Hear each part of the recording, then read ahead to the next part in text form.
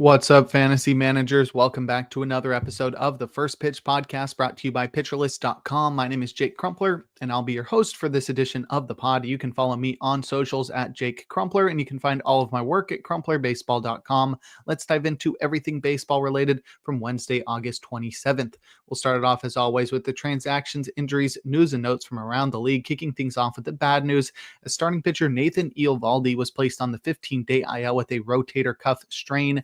Eovaldi is expected to miss the rest of the season, and that will put an end to one of the best seasons of his career, as he posted a 1.73 ERA and a career best 26% strikeout rate across 22 starts. So pretty unfortunate to see Eovaldi's impressive season come to an end. In a corresponding move, relief pitcher Caleb Bushley was recalled from the minors, but Jacob Latz will replace Eovaldi in the rotation, and he faced the Angels on Wednesday, tossing 4 1/3 innings, allowing 4 hits and 2 earned runs, walking 1 while striking out 5, inducing 9 whiffs with 32% CSW across 66 pitches. Latz will get the Diamondbacks in Arizona up next. Next, we have closing pitcher Trevor McGill, who was placed on the 15-day IL with a grade 1 flexor tendon strain. McGill is expected to not need much longer than the minimum time on the IL, but flexor strains can always be difficult. So there's even a possibility that McGill isn't available when the postseason rolls around. But for now, he's confident he can return in a couple of weeks. Eric Fedde signed a major league contract in a corresponding move and pitched in bulk relief versus the Diamondbacks on Wednesday. He tossed 4 1/3 innings, allowing 8 hits and 2 earned runs, walking nobody while striking out 2. He induced 3 whiffs with 23% CSW across 71 pitches and is expected to contribute out of the bullpen moving forward.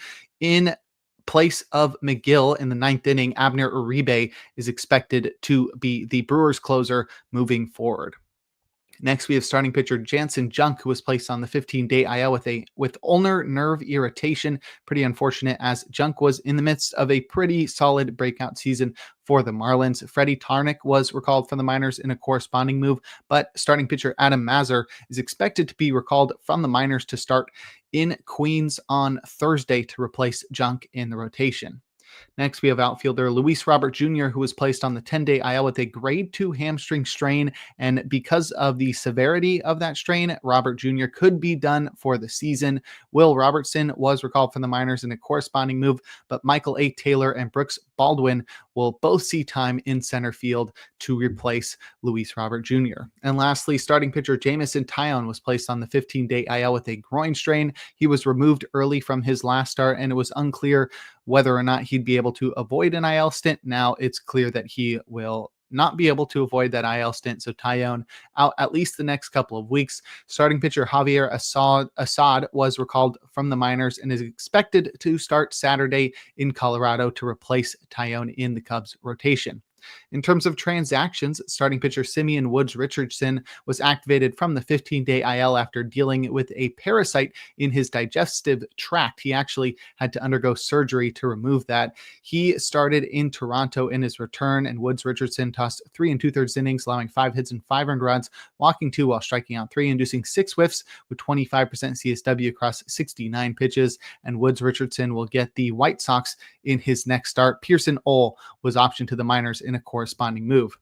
Next, we have starting pitcher Jack Kochanowicz, who was recalled from the minors to start in Texas against the Rangers. Kochanowicz got absolutely rocked, tossing 3 1/3 innings, allowing 9 hits and 11 runs, 10 of which were earned, walking 3 while striking out just 1. He induced 4 whiffs with 22% CSW across 79 pitches, and Kochanowicz will get the Royals in Kansas City up next. Sam Bachman was optioned to the minors in a corresponding move to make room for Kochanowicz on the roster. Next, we have starting pitcher Nick Lodolo, who was activated from the 15-day IL to start in Hollywood against the Dodgers. He had missed about 3 weeks with a finger blister and had a tough matchup in his return and didn't look too great. 4 2/3 innings from Lodolo, 5 hits, 4 earned, 1 walk, 6 Ks, but he did produce 14 whiffs with 36% CSW across 76 pitches. So hopefully that suggests better success in his next start versus the Blue Jays. In a corresponding move to Lodolo's activation, Graham Ashcraft was placed on the 15-day IL with a forearm strain. And lastly, starting pitcher Roansy Contreras was selected from the minors to pitch in bulk relief for the Orioles. He took on the Red Sox, tossing 4 1/3 scoreless innings, allowing 3 hits and 1 walk while striking out 2. He induced 7 whiffs with 27% CSW across 71 pitches. And the Orioles already have 5 men in the rotation, so Contreras is not expected to stick at least as a starter and could contribute for the Orioles out of the bullpen moving forward. And in terms of news, starting pitcher German Marquez, who has been out with biceps tendonitis, is expected to be activated from the 15-day IL on Friday to start versus the Cubs.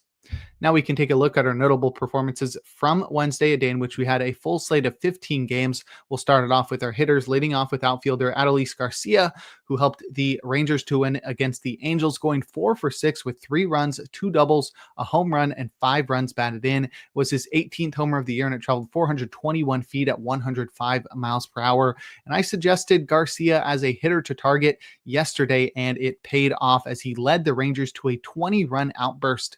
It's been a tough season for Garcia, who, after falling off a cliff last year, has taken another step back this year, which is surprising given his career low walk rate, strikeout rate, scratch that, and return to form on the base paths. Strikeouts have always been a huge issue for Garcia and have been an indicator that suggested he was going to struggle, but it never really happened. And it's somewhat surprising and a bit frustrating to me because I was never a believer in Garcia's breakout in the first place and twice predicted him to be a bust in fantasy. And he ended up proving me wrong twice. And just when I started believing in him, he fell off a cliff.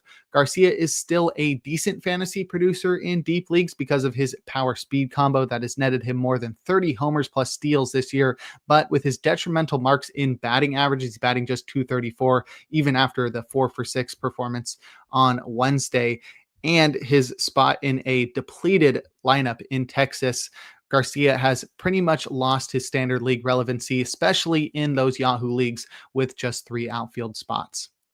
And next, we've got second baseman Ozzie Albies, who helped the Braves to a win in Miami, going 2 for 5 with 2 runs, a home run, and 5 runs batted in. It was his 13th homer of the year, and it traveled 391 feet at 107 miles per hour. A consistently great performer throughout his career, Albies has long been slowed down by injuries, but he's somehow avoided the IL this year. However, that has led to him producing the worst season of his career in the process.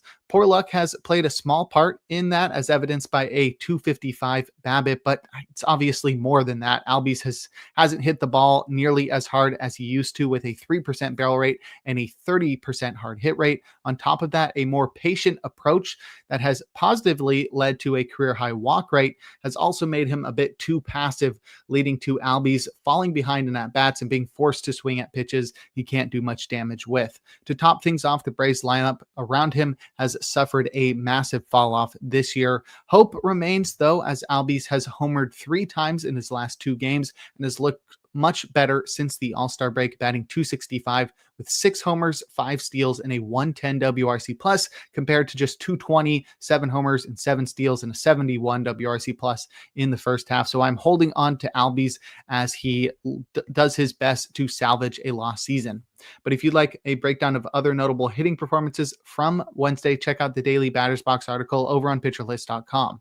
Now we'll head to the mound and check out some notable starting pitching performances, opening with Nolan McLean, who helped the Mets to win against the Phillies, tossing 8 shutout innings, allowing just 4 hits, walking nobody while striking out 6. He induced 13 whiffs with 39% CSW across 95 pitches, and McLean earned the King Cole on Wednesday as he led baseball with that 39% CSW. He is the number 3 Mets prospect and the number 37 prospect in all of baseball, according to MLB Pipeline, and McLean has gotten his MLB career off to a hot start, producing a 0.89 ERA across his first 3 big league outings, and Wednesday was his most impressive thus far as he held the mighty Phillies scoreless for 8 frames and walked away with some pitcher list hardware in the King Cole.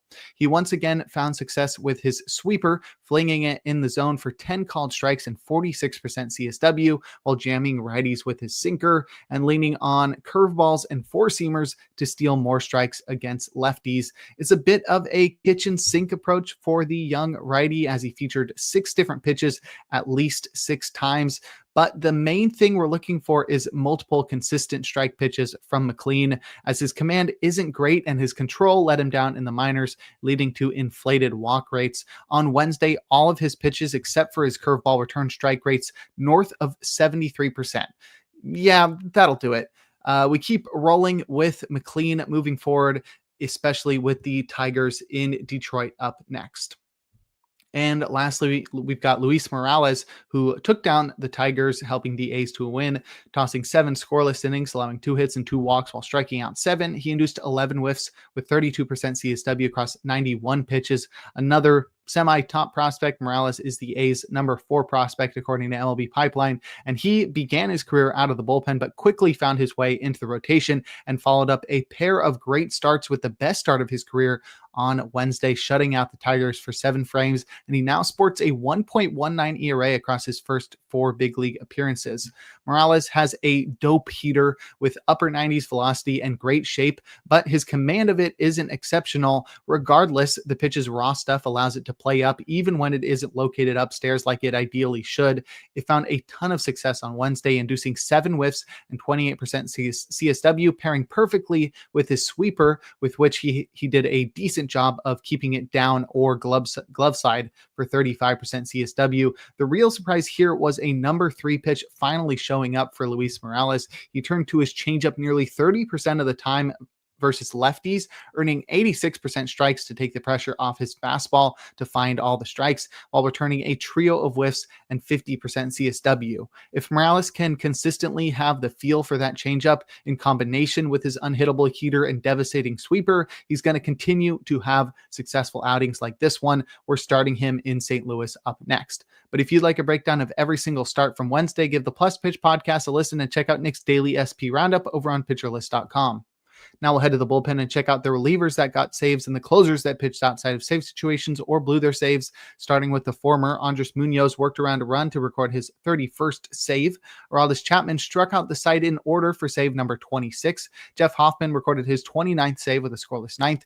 Andrew Saalfrank got 5 outs in scoreless fashion for his 3rd save. And lastly, Dennis Santana pitched a hitless ninth for his 10th save. In terms of closers to pitch outside of save situations or blow their saves, Jose Ferrer pitched a perfect 6th, down by 10. He hadn't pitched since last Thursday, so this was clearly a maintenance outing. Cade Smith pitched a perfect 10th and earned his 6th win when the Guardians walked it off in the bottom half. Pete Fairbanks served up a solo shot in the 9th to blow his 5th save.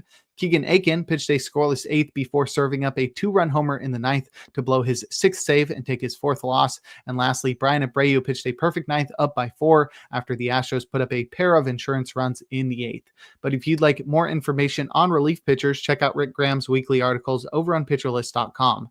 And before we look forward to today's games, we're going to take a quick break.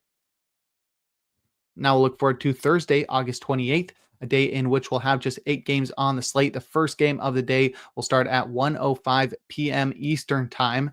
My matchup of the day is Shota Imanaga versus Logan Webb. Webb's one of my favorite pitchers in baseball, one of the few jerseys I have in that closet behind me, and he's a great pitcher to watch no matter what, especially pitching for my favorite club, the Giants, but he'll be taking on Shota Imanaga, who is also dope and pitches for my home league fantasy team. So I'm rooting for both of these guys to have success on Thursday. In terms of probable starters, we've got 2 guys in the auto starts tier, including Imanaga. We've also got Garrett Crochet in Baltimore. Our probably starts tier has 3 guys, and that's where we'll find our streamer of the day in Jason Alexander versus the Rockies. The Rockies, outside of Coors, have one of the worst lineups in baseball. So Jason Alexander pitching for the Astros with a good chance of a win should have a decent shot at finding success on Thursday. I'd also keep an eye out for Nabil Crismatt in Milwaukee. This is in the do not start tier, so not a great day for streaming on Thursday, but of the available options, Crismatt is probably your best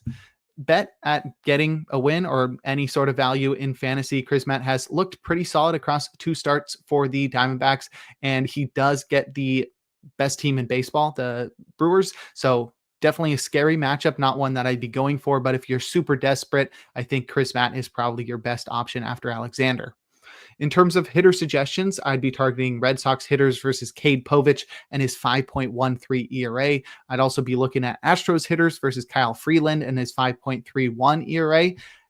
I'd also target Pirates hitters versus Miles Mikolas in his 5.17 ERA. And lastly, I'll be looking at Braves and Nationals hitters versus, as we see, Cal Quantrill and his 5.51 ERA square off against Aaron Nola and his 6.52 ERA. Now we'll close things out with our relievers to watch. Keegan Aiken has pitched on back-to-back days and in 3 of the past 4. So if the Orioles get a save opportunity, I'd expect Yennier Cano to get the shot there. Dennis Santana has pitched in 3 of the past 4 days, so we could see Isaac Matson be the temporary closer for the Pirates. And lastly, Andrew Saalfrank has pitched on back-to-back days, so maybe Kyle Backus is the Diamondbacks closer on Thursday. But that'll do it for today's episode of the First Pitch Podcast. Make sure to head on over to pitcherlist.com to check out all of the great articles and features we have on the site. Sign up for PL Plus or PL Pro to gain access to the Discord and to support the Pitcher List staff. You can follow me on socials at Jake Crumpler. Tune in live on YouTube tomorrow and every day for a new installment of the podcast. Trevor Hooth will be with you tomorrow and throughout the weekend. And make sure to enjoy the day as we're blessed with another day of baseball.